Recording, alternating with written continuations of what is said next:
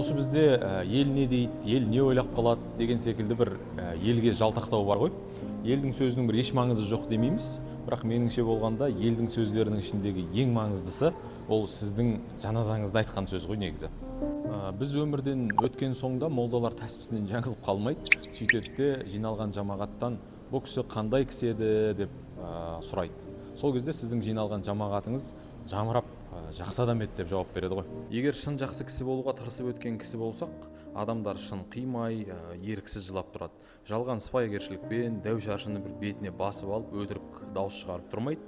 Ал егер біреуге қиянат жасап, онымызға кешірімде сұрамастан, кекірейген күйімізбен кетіп қалған адам болсақ ше, қолымыздан кеп тұрған жерлерде де кісі баласына көмектесіп қарқ қылмаған жанаяр біреу болсақшы, бірде бір құдай сүйер қылығымыз адамдардың жадында сақтамаса не болады? Не болушы еді, адамдық ақысын бермеген кісілерімізде амалсыздан көпшілікпен бірге хорымен жақсы адам еді деп ерін сылп еткізіп айта салады. Бірақ мұндай көңіл жықпастықпен айта салынған лепес дымға татымайды.